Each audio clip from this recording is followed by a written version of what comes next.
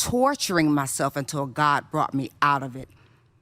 And I saw him and I met him about 3 years later, and I instantly loved him. Okay. I know. Okay. I know. Yeah. Now, you know, if I wasn't a Christian, I'd say you crazy.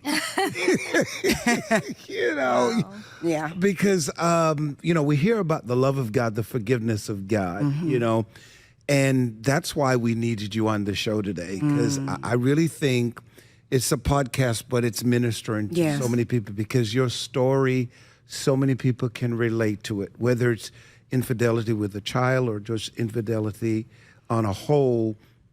So when Shayla came on the show doing a podcast with us, and she said, you know, she spoke about you, and, you know, everybody in the studio was just acting crazy, even me. I was like, because it just, the story just like, who does that? You know, so I want our viewers to take a look at this, and we'll come back and we'll have the conversation. So watch this. A woman of God who went through a triathlon in her marriage. Wow. Like, her husband had left for 8 years, was with a whole nother woman, and she stayed at the feet of God and honored her husband until he came back home. What?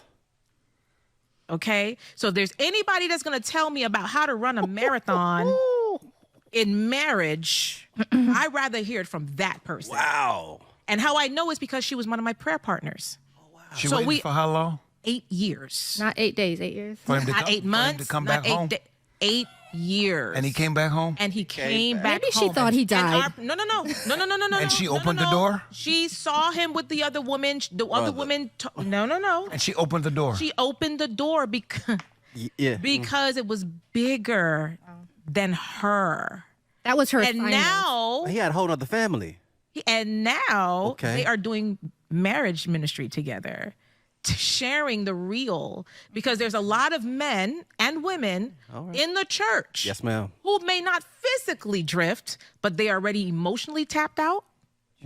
They are just roommates in the house, and they come to the faith center and they pretend.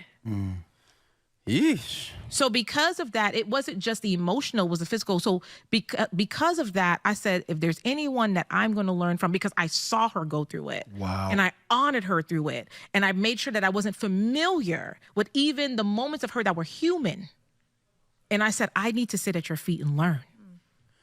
We need this level of tenacity. we need to get her on the podcast. Absolutely. We need to get her on the podcast. Absolutely.